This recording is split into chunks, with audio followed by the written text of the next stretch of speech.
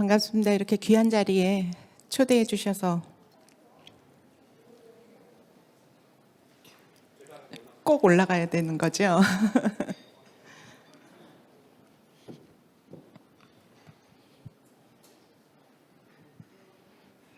현재의 직책은 경기도교육연구원 원장으로 있지만 아마 어디선가에서 제 이름을 들으셨다면 저는 전 한국교육학술정보원에서 거의 한 34년을 일하다가 지난해 경기도 교육연구원으로 왔습니다.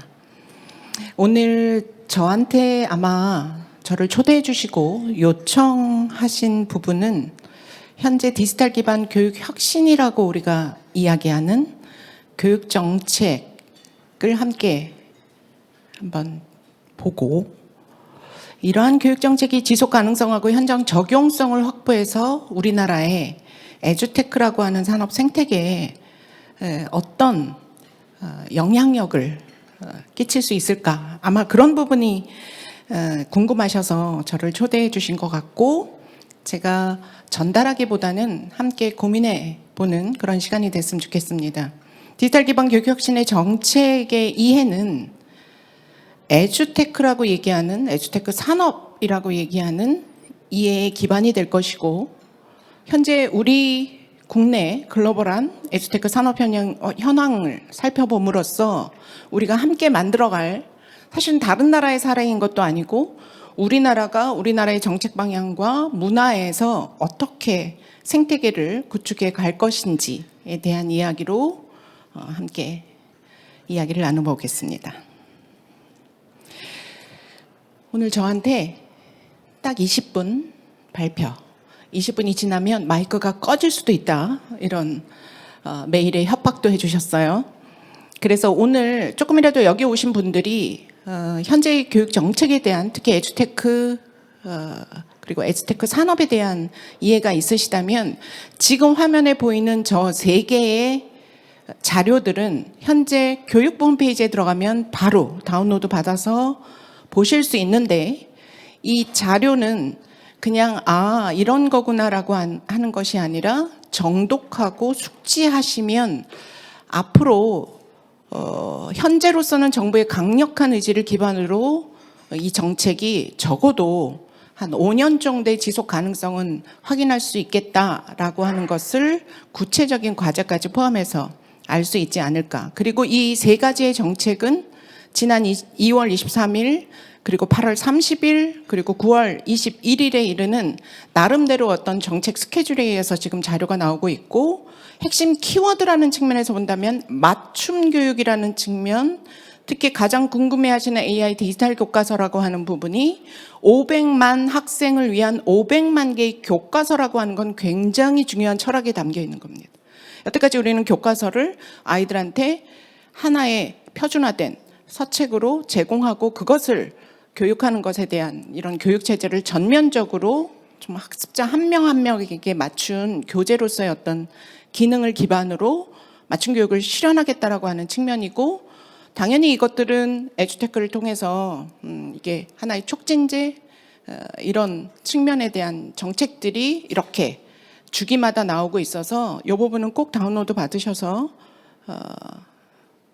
내용을 확인해 주셨으면 좋겠다는 말씀을 드리고 간단한 키워드를 가지고 말씀을 드리면 특히 디지털 기반 교육 혁신의 정책의 이해는 정책의 타당성 있으니까 정책이 추진되고 있겠죠. 추진 방향과 전략의 적정성 당연히 적정하다라고 하는 측면에 만일 개선이 필요하다면 지금은 유연성을 가지고 계속 전략을 바꿔나가는 이런 기본적인 정책 방향을 갖고 있고 제일 중요한 건 이것이 현장에 적용될 수 있는가라고 하는 측면에 대한 확인이 필요한데 이 역시도 키워드를 가지고 말씀드리면 모든 학생이 자기만의 질문을 하는 교육 이것이 이제 생성형 AI라고 하는 앞으로 10년, 15년의 어떤 사회 발전을 가져올 기술이라고 한다면 이제는 질문을 하고 학생들이 답하는 교육이 아니라 모든 학생이 자기만의 질문을 하는 교육이라는 것 역시 굉장히 중요한 시대적 변화에 대한 대응을 위한 철학이겠죠.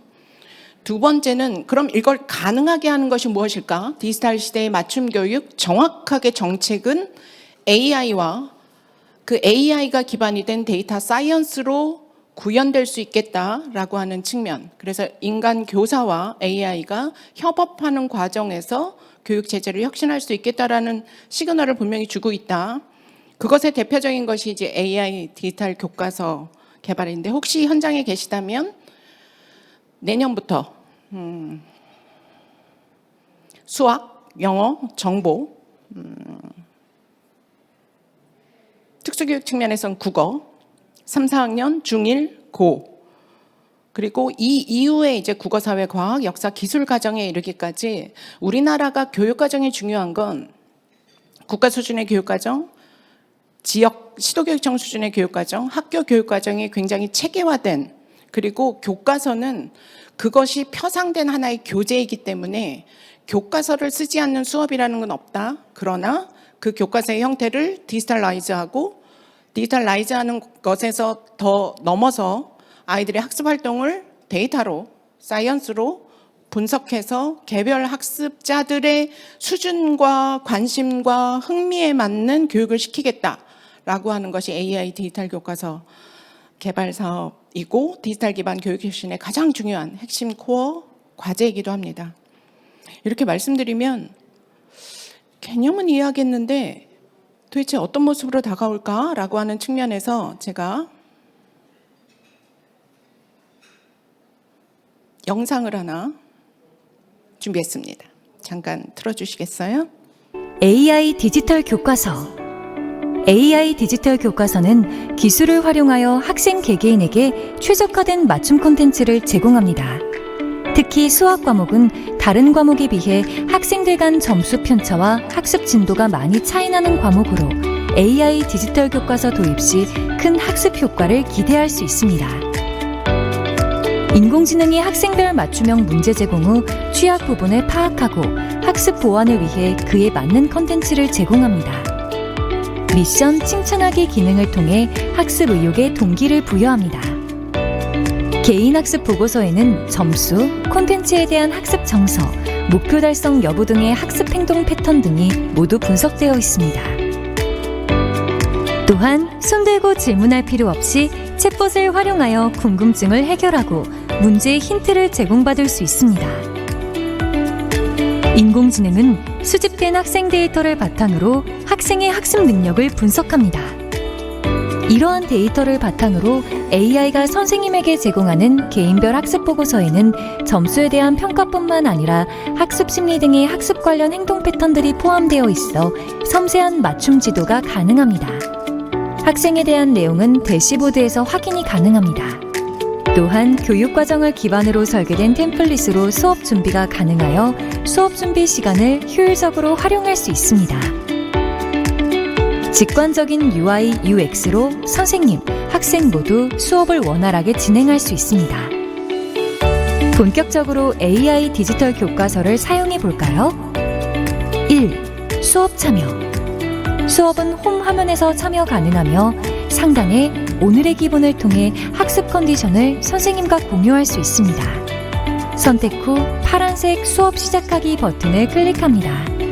수업은 다시 보기가 가능하며 수업 후 후기 및 설문조사 참여가 가능합니다. 2. AI 학습지 숙제. AI 학습지 메뉴에서는 숙제 확인이 가능하고 진단학습지와 맞춤학습지가 제공되며 학습지 프리시, 북마크, 연습장, 채점하기, 질문이 가능합니다. 여기까지만 볼까요?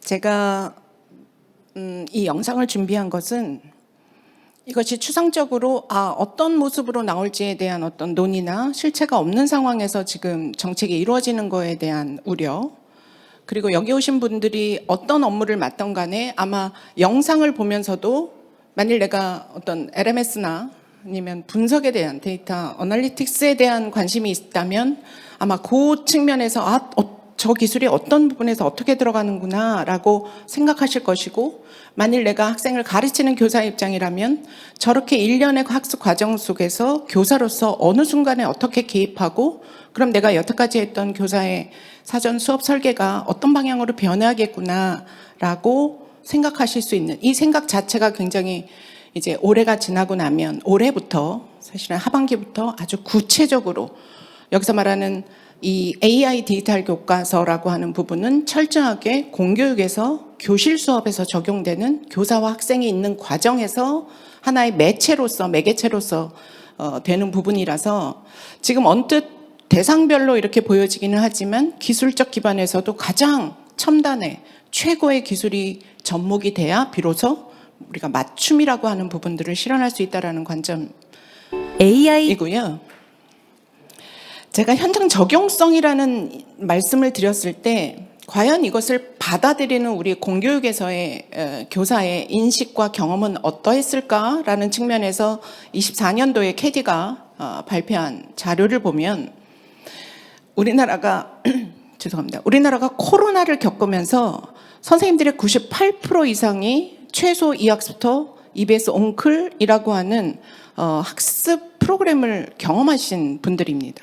그런 측면에 이 교육 분야에서도 코로나 이전과 코로나 이후가 다르다라고 얘기할 수 있는데 지금 보시면 AI 활용에 대한 동의 정도가 어느 정도 보통 수준을 넘어서고 있는 것이고 어떠한 경험을 했는가에 대한 부분은 오히려 저희가 막 공부를 시킨다라는 측면이긴 하겠지만 공교육에서의 이런 기본적인 디지털이 오히려 아이들에게 학습 참여나 학습 동기, 흥미, 만족도를 높이는데 오히려 더 효과가 있더라라고 하는 말씀을 해주셨고 당연히 이제 이해도를 증진시키거나 보충하는 그리고 기초학습 능력에 대한 이런 경험을 했다는 소리는 앞으로 AI 디지털 교과서를 포함한 민간의 여러 가지 에듀테크 서비스들이 이런 학교의 수요를 제대로 맞춰줄 수 있다라고 한다면 소위 말하는 우리가 생태계라고 하는 그리고 시장성이라고 하는 부분은 굉장히 높다라는 말씀을 드리고 싶고요.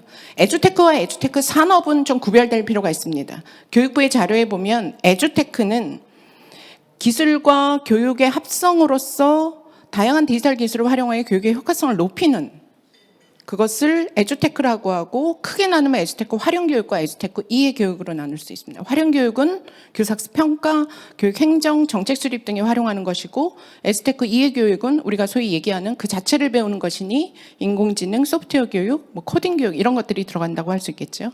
그럼 산업이라고 하는 측면은 교육부 자료에 보면 교육 서비스를 제공하는 업 그리고 영국의 교육부에서 얘기하면 하드웨어, 디지털 자원, 소프트웨어 및 서비스를 포함하는 그러니까 에듀테크는 교육의 효과 그리고 에듀테크 산업은 그 교육의 효과, 목적을 달성하기 위해서 지원하는 여러 가지 자원들이라고 생각하면 될 것 같습니다.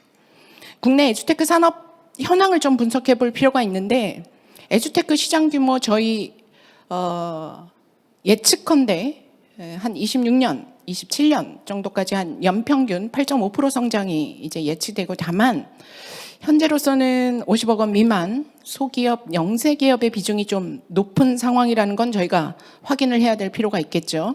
근데 기술 수준에 있어서 이게 보시면 비대면의 교육 플랫폼에 대한 기술 수준은 낮지 않다. 오히려 국제적 수준에 가깝다라고 하는 것을 확인해 볼 수 있고 보통 저희가 이제 에듀테크 산업 생태계라고 했을 때 어떤 영역이 있을까라고 하면 CPNDS라고 우리가 구별을 하고 있는데 컨텐트 플랫폼, 네트워크 디바이스 서비스라고 하는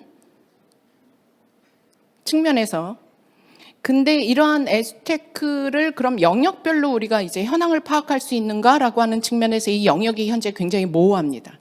그래서 보시면 어떤 매출에 대한 기업에 대한 부분도 서비스 쪽이 많은 거죠. 그러니까 딱 구별되죠. 원래 CPNDS는 이렇게 딱 구별되는 게 아니죠. 다만 여기서 제가 제안드리고 싶은 건 이게 각 영역별로 발달이 되어야 하는가? 아니면 플랫폼을 중심으로 서비스를 중심으로 하나의 완전한 하나의 기업이 이 모든 것들을 다 감당하면서 서비스를 할 것인가? 아니면 우리가 소위 알고 있는 애플의 생태계처럼 기본적인 클라우드 플랫폼 위에서 사스 단에서의 서비스를 다양하게 가져갈 것인가? 이건 저희가 앞으로 굉장히 고민을 해야 될 상황인 것 같습니다. 글로벌 에듀테크 시장의 규모의 성장과 우리나라 성장률을 좀 비교해 보면 현재로서는 2022년 7.8조 그리고 예측되는 390조 하면 한 50배 차이가 나고 성장률에 있어서도 국내가 규모가 작으니까 당연히 성장률에 대한 부분도 약 2배 차이가 나긴 하는데 2배 차이가 나기 때문이 아니라 앞으로 이제 우리나라의 정책과 문화에 맞는 어떤 생태계를 구성해 나간다는 측면에서 본다면 앞으로 어떤 것을 더 개발시켜야 아까 CPNDS라고 하는 부분에 전체적인 어우러지는 융합되는 협력하는 생태계를 구축할 수 있을까라는 차원에서 본다면 뭐 그래프가 아니더라도 AI, AR, VR, 블록체인, 로보틱스라고 하는 부분의 시장 성장률이 이제 예견이 되는 거고요. 국내 에듀테크 산업 생태계의 어떤 조성 방향 역시 저는 주로 공교육에서의 에듀테크 산업이 과연 정착되고 적응될 수 있는가의 관점에서 오늘 말씀을 드린다고 했는데, 그럼 이 시점에서 이미 시작되고 있는 에듀테크 활용에 대한 교사들의 애로사항이라고 하는 측면에서 본다면 언뜻 그래프에서 보시더라도 이건 기술적인 문제가 아니라 뭔가 이런 수업을 준비하는데 굉장히 부담스럽다. 그리고 구매가 좀 어렵다. 무엇을 사야 하는지, 내가 어떤 수업 활동에 적합한 에듀테크 도구와 서비스가 무엇인지에 대한 정보가 부족하다. 한편으로는 그래서 써봤는데 뭔가 이게 교실 수업에서 맞는가? 혼자 그냥 공부하는 형태가 아닌가라고 해서 뭔가 이렇게 딱 그 교실 수업이라고 하는 상황에 맞지 않는 어떤 에듀테크에 대한 경험들을 지금 하기 시작하셨다. 한편으로는 에듀테크 기업의 애로사항이라는 측면에서 본다면 그동안 학교 공급에 너무 힘들었다. 그것을 위한 레퍼런스를 확보하기가 너무 힘들었고, 기본적인 뭐 투자 유치를 떠나서 이렇게 시장이 넓어지는 것에 대한 기본적인 어떤 인력 확보에 대한 이야기, 유통, 정보, 교류 플랫폼의 부재는 기업이나 선생님이나 지금 모두 다 가지고 계시는 부분이다. 그래서 이런 생태계가 이루어지는 과정 속에서 코어는 수요자와 공급자가 함께 그 정보를 만들어가는 하나의 공유 플랫폼이라고 하는 부분이 굉장히 중요하다라는 측면에서 사실은 국내 에듀테크 산업 생태계 조성 방향이라고 하는 뭐 한 2개쯤의 결론을 본다면, 첫 번째 결론이 이러한 수요자와 공급자 사이를 연결해 줄 수 있는 정보 유통 플랫폼에 대한 알아야 쓰고 쓰는 과정에서의 어떤 개선 사항이 다시 환류돼서 컨텐츠나 서비스나 네트워크나 클라우드나 이런 것들을 발전시킬 수 있지 않는가라고 하는 측면에, 이거는 정책적으로 보면 에듀테크 활용 교사나 기업의 요구 수렴을 끊임없이 해서 현실적으로 정책을 또 발전시켜 나가는, 이것이 생태계 조성의 가장 중요한 점이다라는 말씀을 드리고요. 뭐 그냥 늘 하는 얘기지만 우리가 생태계라고 했을 때는 주체라는 게 있다고 한다면 산업과 현장과 공공이라고 하는 측면에 저는 선생님들을 많이 만나 뵙는데 그런 말씀을 참 많이 하세요. 적어도 공교육의 에듀테크가 들어올 때는 산업 쪽에서 교육 과정을 정말 깊이 있게 좀 알고 들어왔으면 좋겠다라는 이야기를 참 많이 하세요. 이게 학교 교육과 결합한 다양한 서비스에 대한 이야기고, 그것을 위해서는 사실은 인력을, 교육과정을 전공하는 사람을 뽑거나 아니면 선생님들 모임을 만들어서 가서 목소리를 듣는 차원이 아니라 뭔가 연구에 대한 투자가 좀 있을 필요가 있다. 그래서 기술융합과 결합을 위한 협력이 산업 쪽에서도 필요하고, 반대로 이제 현장이 이런 다양한 에듀테크를 활용한 교육의 혁신이라고 하는 부분은 현장에서 내가 그동안 했던 전통적인 수업 방식보다 에듀테크를 활용했더니 학습의 효율성이, 그리고 아이들이 수업을 참여하는 매력성이 높아지더라라고 하는 이 증거는 산업에서도 확보하셔야 되고 사실은 현장에서도 계속 확보가 돼야 되는 거죠. 어떤 도구를 활용했다가 아니라 그 도구를 활용했더니 우리 아이들의 학습 효과가 어느 정도가 성장되더라. 이게 글로벌에 만일 진출하신다면 중요한 레퍼런스가 됩니다. 어느 기업의 어느 도구가 몇 개 학교에 배포가 됐느냐, 얼마나 팔았느냐가 아니라 그렇게 해서 어떤 교육적 효과를 가져왔느냐에 대한 요구를 굉장히 많이 하게 될 겁니다. 이 부분이 이제 산업과 현장과의 서로의 역할과 책임일 것이고, 그런 점에서 공공에 대한 부분은 그렇게 정책을 행재정적으로 지속하고 특히 이제 데이터를 다룬다는 측면, AI를 다룬다는 측면에서는 국가 수준에서의 표준과 개방을 좀 확대해 나가는 법 제도적 기반에 대한 부분은 당연한 일이겠죠. 이렇게 결론을 내고 지금 1분 30초가 지나는 상황을 보면서 어떤 맺은말이 필요할까라는 차원에서 본다면 꼭 제 이야기가 아니더라도 우리가 지금 돌아가는 상황, 그리고 앞으로 우리가 해나가야 되는 상황, 거기서 해결해야 될 문제들, 이런 것들이 정말 쌓여 있지만 솔직히 말씀드리면 제 개인적으로는 코로나를 같이 겪고, 그때 이학습터를 했던 그 담당 본부장이어서 코로나를 겪어온 우리 교육 현장의 모습을 보면 10년 전에는 이런 논의가 아무 의미가 없었어요. 정책도 없었고 인식도 없었기 때문에. 그래서 마지막 제 메시지를 땡큐 코로나, 그리고 땡큐 이런 인식이 이제 비로소 되는 것만으로도 참 감사한 일이다. 왜냐하면 그 감사함이 앞으로 10년 우리나라를 이끌어갈 우리 아이들을 위한 모든 논의이기 때문에 그렇다라는 말씀을 드리면서 제 이야기를 마칠까 합니다. 감사합니다.